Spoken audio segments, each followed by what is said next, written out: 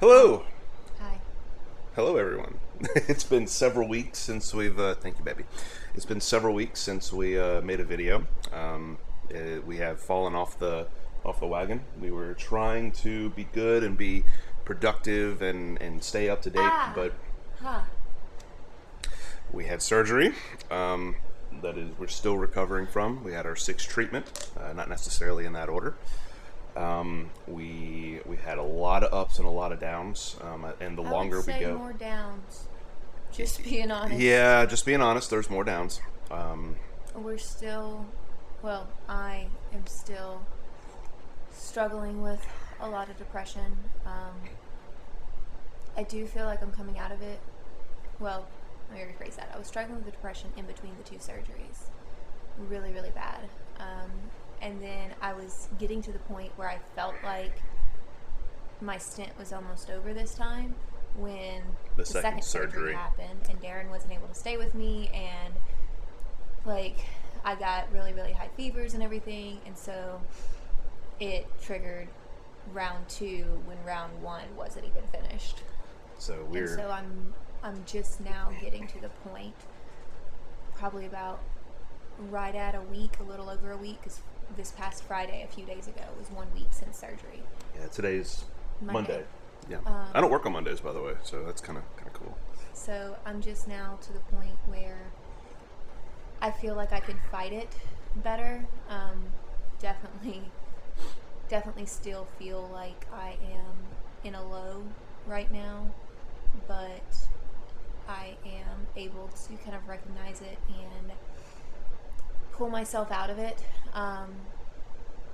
For the most part, those of you who suffer with depression know that that's not very easy, and it's not just because you do it once, during the day doesn't mean that something else isn't going to hit you and you're right back to square one. And so that's where I'm at right now.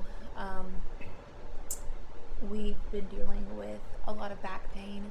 Um, my leg really, really hurts. My right And we leg, and we have seromas, so those are cool. which Yeah, is fluid buildup that makes it look like a gigantic knot right at the site of where the incision was. So, which doesn't hurt when I'm like just sitting down and like not doing anything. but if you touch it, But if I touch it, or if I move a certain way, or if I start walking, it makes it really painful. And so that's one of the reasons that surgery recovery is a lot slower this time. There's nothing to do about it because in most cases the seromas just absorb back into the body, and your body takes care of it on its own. But it can take several months to do that. yeah, So yay. if it gets to be more painful, Or if it and becomes an abscess, yeah, then, or if it's, gets infected or anything like that, which it's not showing any signs of infection. Like, it's looking really, really good, other than the scary bruises. The incision site has healed completely. And so I don't anticipate us needing to do anything further. It's just a matter of the waiting game. But in some cases, doctors will have to like drain the fluid, and sometimes the seroma can still come back, and so doctors might have to drain it several times. But it's not harmful. It's just kind of uncomfortable that you have to deal with, almost like a cyst is how they describe it. so today I get my second COVID vaccine. So yeah, I get my second stick, and that'll be fun. And while I'm out, I'm gonna go pick up some top ramen and some steak. And we've been having a lot of trouble with food intake lately. Just we threw up for our first time as well. It's been a really eventful couple of weeks. That was The doctors have told us, to avoid throwing up, and it's made us terrified to puke, because they're like, because of how big the tumor is, and it's touching so many organs, and it's close to your stomach, um, like, and we don't really know what's going on with your stomach and the tumor. Like, you need to avoid puking at all costs. Like, I'm on nausea meds constantly, and I am nauseous 24/7. almost 24/7. The nausea meds do help, but Saturday it got really bad, and despite having the nausea meds, I puked for the first time since the cancer journey, which is something we've kind of been waiting on. The doctors have kind of like expected that it's going to happen. They always ask me about it. So I'm kind of scared. Not only does nothing sound good and I have very little appetite, Oh, we vomited like 2 days ago, so Yeah, so she's still wonky and so queasy. Yeah. But like not and real only scared to eat everything. So nothing sounds good. Like food, just the thought of chewing and the thought of like having to eat and processed food is like not okay for me right now. I successfully made spaghetti last night. That was cool, but then I screwed it up because thank you, baby. I made it to where it didn't make her sick, but it wasn't what she wanted.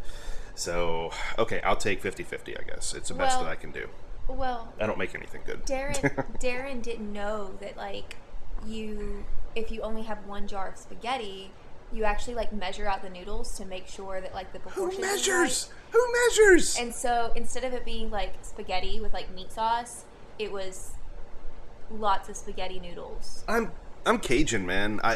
I add seasoning and add ingredients until the spirit of my ancestors tell me to stop. Well, if that's the case, then we should have gotten another jar of spaghetti.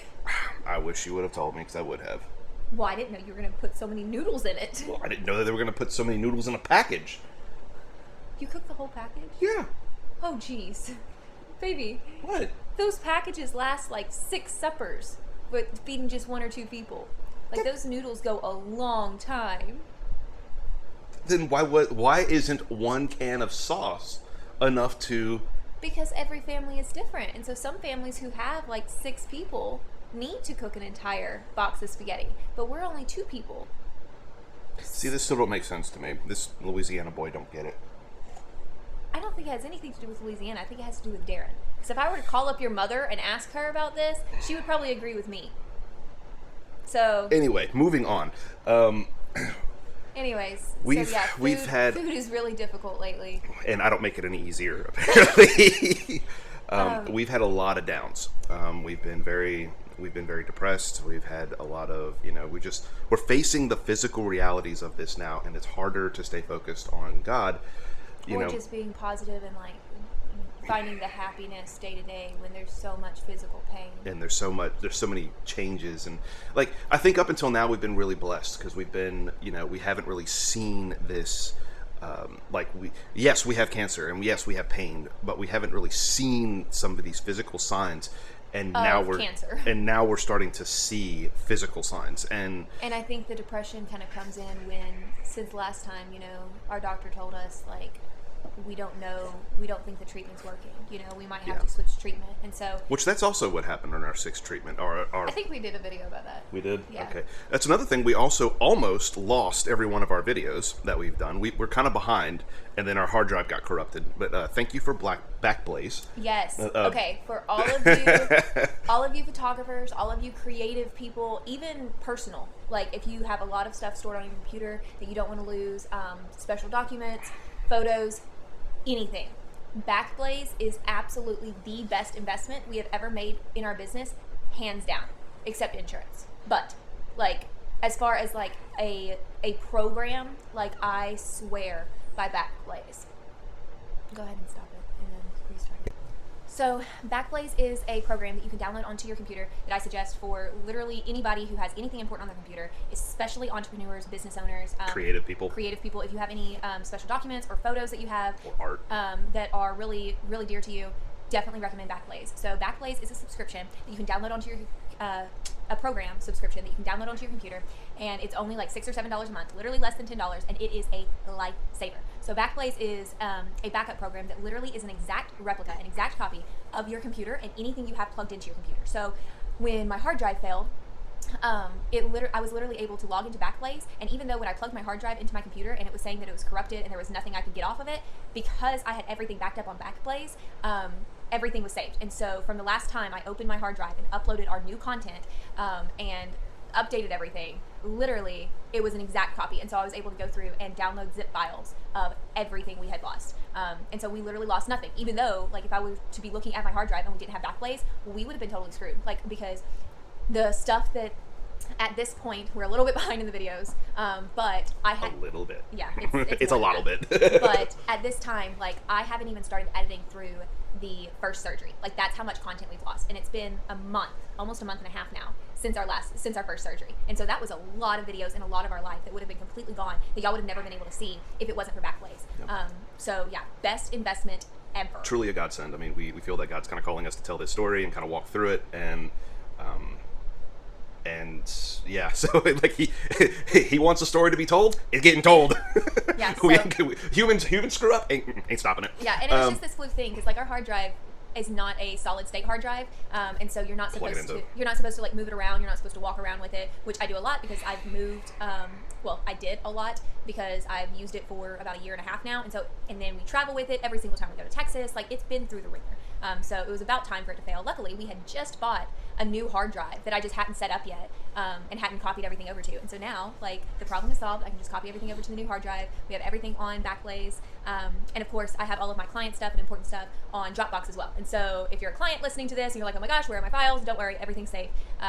Because I haven't worked in so long and haven't had new clients, all of my client stuff is completely secure on Dropbox and Backblaze. It was just the new content that we had been creating that I freaked out about and thought, oh my gosh, we lost it. Or these videos. Yeah, these videos. But we didn't. So praise Backblaze. If you praise Backblaze. Yeah, praise God for Backblaze.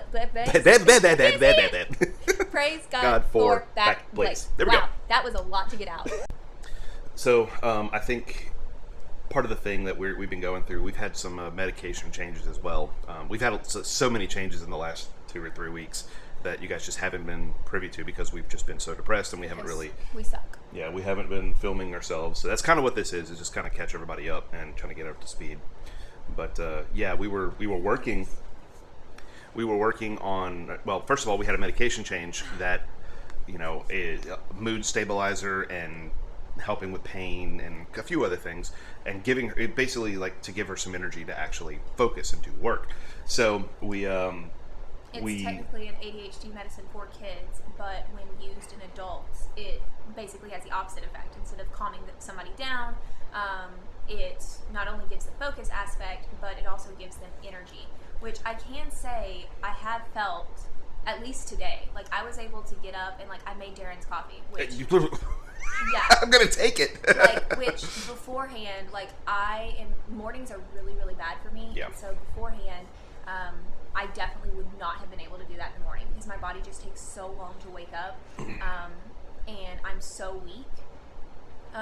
So I'm not really sure.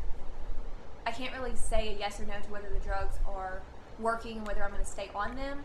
But I do at least feel the effects of them, and so that's a positive because usually I don't feel. She's got no. As of this point, we've been non-functional. I mean, literally, we've just been non-functional. Whether it's depression, whether it's aches and pains, whether it's lack of energy, we've been non-functional. We haven't done videos in 3 weeks. We sleep most of the day. It's been bad. So, but anyway, that was kind of how we discovered the Backblaze issue. Brittany has been. Well, yesterday was the first day that I worked again. Yeah. Well, Brittany's been taking this medication. She finally felt like, hey, I've got some energy. I'm gonna try to work. I'm gonna try to get some stuff done on the videos. Like, all right, baby, let's go. And then she gets into her hard drive, and it's like, it's all dead. So yeah. So praise God for Backblaze. We and for the new medication. You know. So we've got the ADHD medication, and then something for your sciatic. Yes. Yeah. So nerve pain. We got some stuff for nerve pain. Ooh.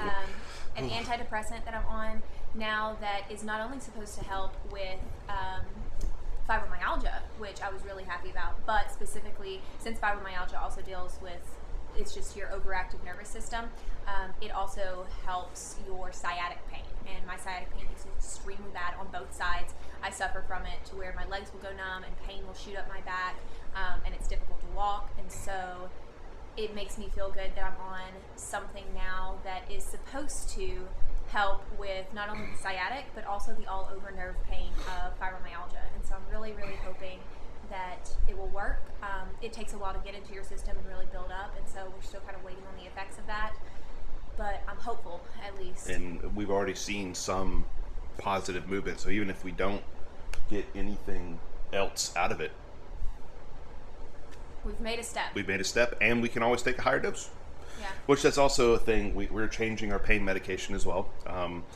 So today is actually the very first day that we're switching over to. We're getting off of Dilaudid with more Dilaudid for breakthrough. An extended release Dilaudid plus more Dilaudid for breakthrough. We're going back to morphine. So they had to give her higher dosage. Literally, I think we're at double what we were on at the beginning of our So journey. when But I first got put on pain meds, I was on 15 milligrams of morphine twice a day, extended release, with cortisone?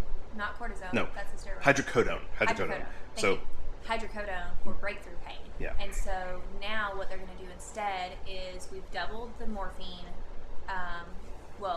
double and a half almost. So now I'm taking 30 milligrams extended release three times a day instead of 15 twice a day. And so they're hoping that with me taking the extended release, it will build up in my system and I won't need the breakthrough. We'll just stay on the extended release and I won't have to worry about taking meds throughout the day for pain. And you'll be able to work because apparently the Dilaudid makes her really foggy. The morphine kind of keeps her clear, and she's able to, it cuts the pain and keeps her clearer. So we're going to see how that goes. More information to come on that. We'll be starting that today or tomorrow, just depending on when the pharmacy has it ready. Also, what was really interesting is what they said about the hydrocodone. Was that they didn't want to put you back on the hydrocodone because the Tylenol, the acetaminophen in it, actually counteracts the immune therapy? No, it doesn't counteract the immune therapy. They don't want me on a ton of Tylenol every day because I have to process it through my liver and kidneys. And that's where the tumor is. Okay. I thought that was the yeah. Okay. The steroids are what counteract the immune therapy. Also, do you want to talk about our recent medical findings? I don't know which one you're talking about. The crazy treatment that we're thinking about doing? Or you Let's wanna save that until we research it more. Okay. Things coming later on. Maybe things, maybe not. We'll see. But we don't know if we're at that point yet, but we will see. The thing about having cancer and having late stage cancer is that everybody in an effort to support you and try to help you, everybody always has ideas of a bunch Hey, of have you home tried this? Hey, remedies. have you done this? Hey, have you tried that? Yeah, and so it's a lot to have to handle because a lot of people will throw stuff at us that we maybe can't do because of other reasons, or it's not as simple as that because we've already talked to our doctors about it. So it's hard for us to manage those comments because we really appreciate people and their desire to want to help me. But at the same time, it becomes really overwhelming when a lot of people that most of the time you don't even know are offering advice and help, and it's like, yes, I would love to be able to accept your advice, and for it to be that easy. but it's not. Cancer's never that easy. And so it's just it's a balance to have to walk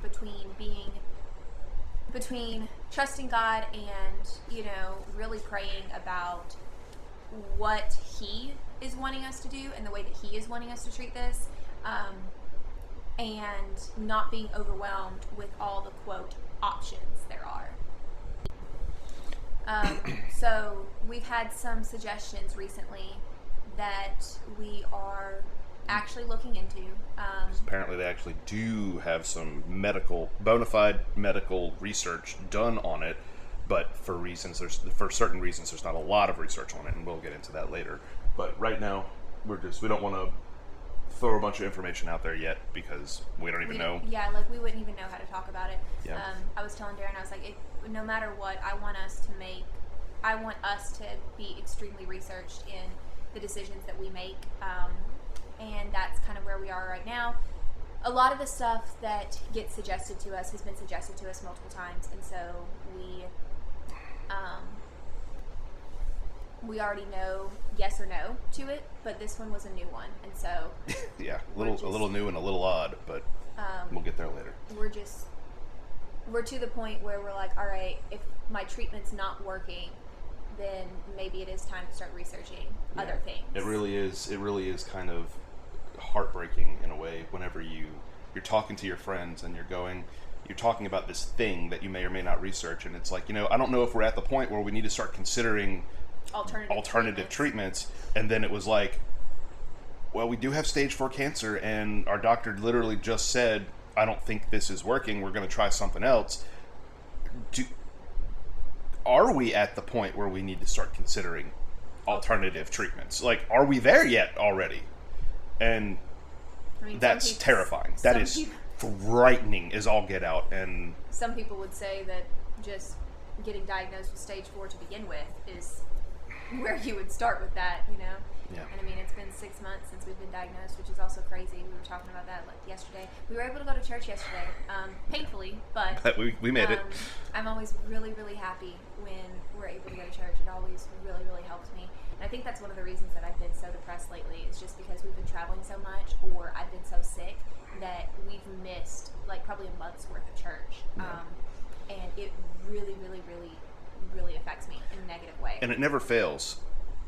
Every Sunday, we're like, hey, we're going to church, let's go. And then like Saturday night, we have every intention. Boom. We're like, yeah, we'll be able to make it. And then Sunday morning, something happens to me. Or like, Saturday night, you wind up throwing up for the first time. And then it's like, I feel terrible this morning. Oh, gosh, how am I going to make it to church?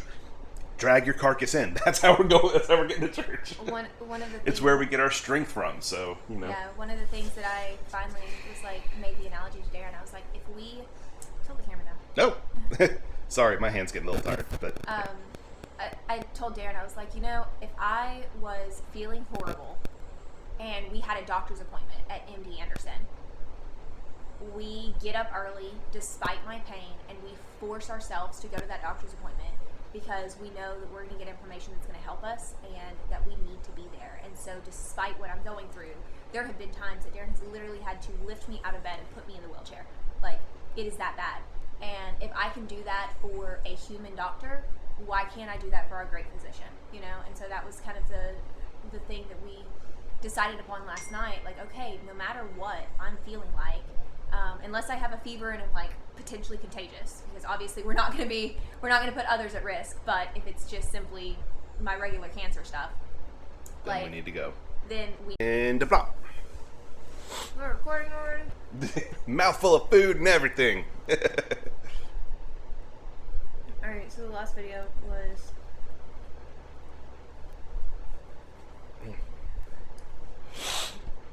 we were gonna say then we need to go and go on from there. Yep.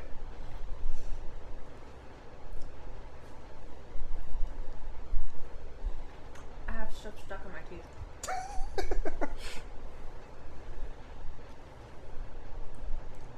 Better? I think so. Okay. Then we need to go. It's just, if we can get out and about despite everything for human doctors, then I want to make sure that I'm drawing strength from the one that truly matters, and being a part of the church and the community. God calls us to fellowship with other believers and talks about how it encourages us and iron sharpens iron, and it makes no Christians in a bubble. Yeah. Quote unquote. My phrasing. Always my phrasing. it makes No Christians in a bubble. it makes a big difference.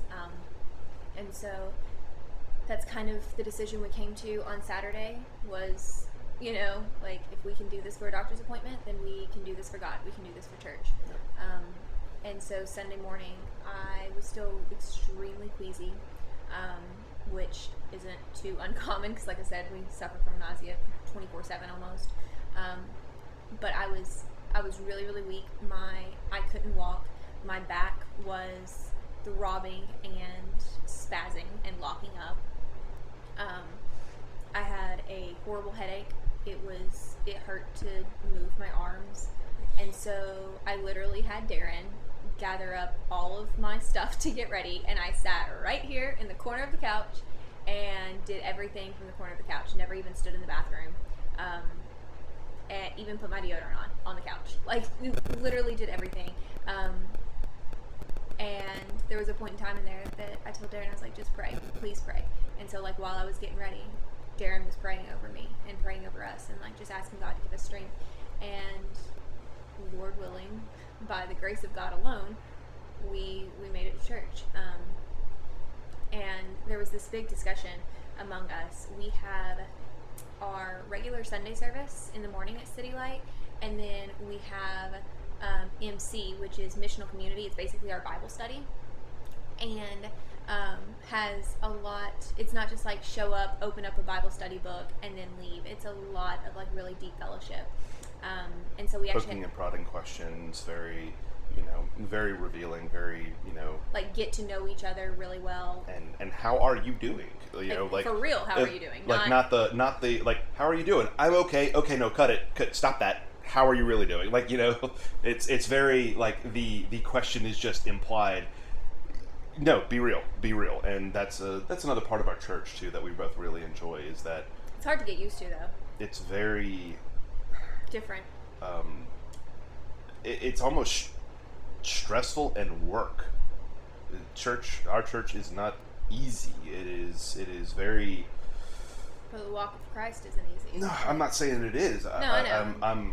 Yeah, it's just it's very like, okay, I'm gonna talk about these things that I don't want to talk about, and I'm going to talk about it, one, because it's people really want to know and they really want to care and they really love us, and also, two, we're called to do these things. We're called to be real. We're called into fellowship, and iron sharpens iron. Like, you can't be sharpened if you got a front up. You can't have people really praying for you if you don't tell them what's actually going on. And it's easy for us to just, I think, just in our society in general, society, yeah, just to, be like, yeah, I'm fine, and pretend everything's okay, and that's not the case. I mean, everyone gets these picture perfect images on social media, and we live it. We are photographers. We live in this society of show the pretty, hide the cut out, Photoshop the bra straps out of the corner of the shoulder, and cover up the blemishes, and that kind of stuff. And it's a part of our industry, and it's a part of our world. And being this real and this honest, whether we're sitting here talking to you and I'm slouched back and I got my double chin poking out because you can't see it because I got this gigantic beard, and or the fact that I'm currently sitting here with no pants on. It'll just be real. Like there's just extreme realness that just, it's really hard to just be that honest with people and admit it and own up to, things suck right now. Things suck. Or your sin, we're called to confess our sins to one another, to like actively admit that, like, I really screwed up this week, and to be real and not lie. But that's how you grow. That's how you you're cutting off my head again. That's how you grow. That's how well, I'm cutting off my head. That's how we grow in our sanctification and further our relationship with Christ, and be closer to godliness, like the entire Christian walk is supposed to be. It ain't easy. It ain't a walk in the park. It ain't just this casual Sunday, I'm gonna go and show up and then forget about it the rest of the time. Like, no, it's grueling, painful, heart-rending work, and it's worth it. The hope is that Christ has already overcome all of our sufferings, all of our sins, all of our sicknesses, and all of our diseases, and we hold on to that really strongly. And whatever sufferings we currently face are going to be nothing in comparison to the eternal joy that we have been promised through Christ, that has been made real through Christ. And so that's what we try to look onto and hold on to, because the truth is, like, right now our entire lives are but a blink in comparison to what matters for eternity. We're a speck of dust on a speck of dust. And so on a tiny blue rock, that's nothing more than a speck of dust. But yeah, I mean, so we really try to do our best to have an eternal focus, and we've been working really hard on it, working on our spiritual disciplines a lot. If you don't know what I'm talking about, then I highly suggest the Daily Grace Co.'s Habits of Grace. Is that what it's called? Growing in Grace. It's Growing in Grace. It's their book, their devotional specifically about spiritual disciplines and why they're important and how to walk them out in your life. And it's been really transformational for me and Darren.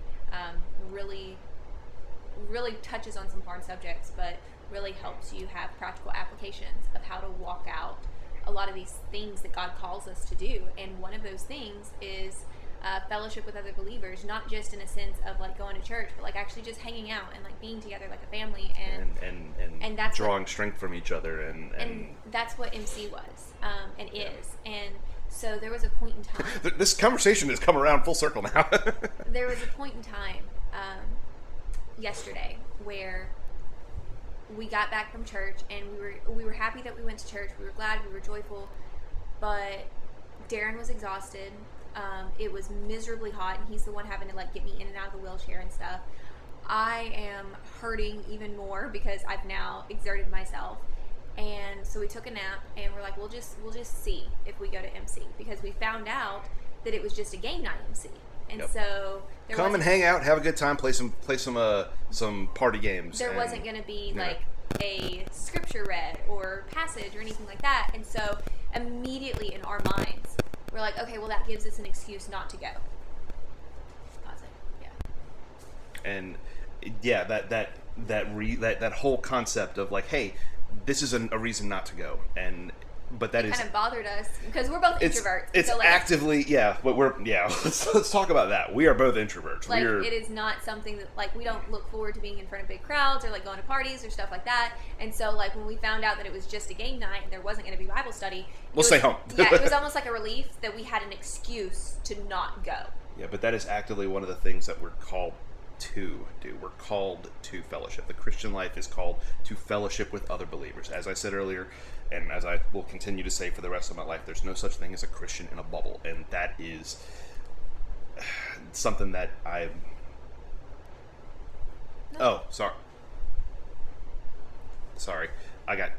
Anyway, no such thing as a Christian in a bubble. And that is something that I will continue to say to myself over and over again, because I need it, because I would rather be in a bubble. I'd rather, be in a bubble. I'd rather not deal with other people and be forced to pour into them and have them pour into me.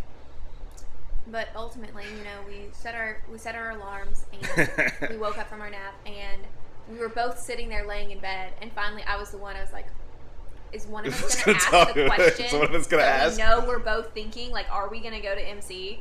And he finally asked, and, basically our conversation was, we're exhausted. Like, we don't want to go. It's not, I don't want to have to get up out of this bed. Like, my body is exhausted. Darren's like, I need the rest. But I knew that if we didn't go, when we had every intention of going before we found out that it was just game night, since we had every intention of going before we found out it was game night, because of our resolution about, pushing forward. If we can push forward for doctor's appointments, we can push forward for church. I was like, we literally just made that proclamation. We literally just said, okay, this is what we want to commit to. And immediately we have this excuse that, draws us away from that. And it was that made us realize, okay, no, we need to go. Because up until this point, up until it was, just a regular MC service, we were going to go, no matter how we felt. We were going to get up and push through and go. And so there should be no excuse for us to not do that, even though it's just game night, because it's more than just game night. It is fellowship with other believers. It is communion with other believers. And we need that. And I know for me personally, I'm probably more introvert than Darren is. Like, Darren has his friend groups that he likes to play online with for D&D, and he'll go out with his friends. Me, I am perfectly content never doing any of that stuff.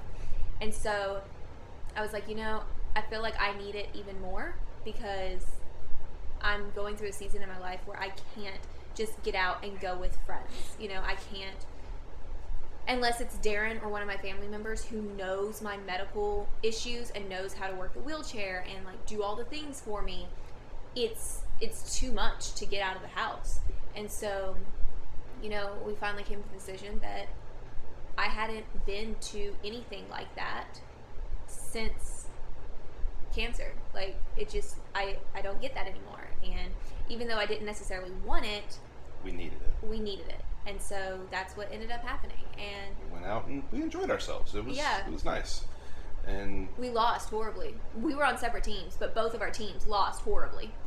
But we had the same amount of points, which was kind of cool. Yeah, Darren But says, we still lost. yeah. It was like 1 point. Our team had a each point. of our teams had 1 point. And then the winning team had like 8 or 9 or something. Yeah, Yeah. it was ridiculous. I don't even remember the name of the game, but yeah. whatever. So it's time for me to let my other dog, my little dog, in the house. I'm curious to see if they're going to be able to hear that on the audio. Her, like, barking. Because I have to go let her in, because if not, we'll probably have the cops called on us for animal abuse, because... It's not animal abuse, just like And neglect? Not neglect. The neighbors will get annoyed. What is that? Neighbor... Oh, disturbance? Yeah, neighbor disturbance or whatever. Disturbing the peace or something. Yeah, she has this really annoying bark. So, let me go take care of her. Anyway... Myers out? Would you quit saying that? It's so annoying. I don't even want to post the videos of you saying that. You overuse it so much. You're supposed to say it at the end of every video. I never agreed to this. I agreed to it.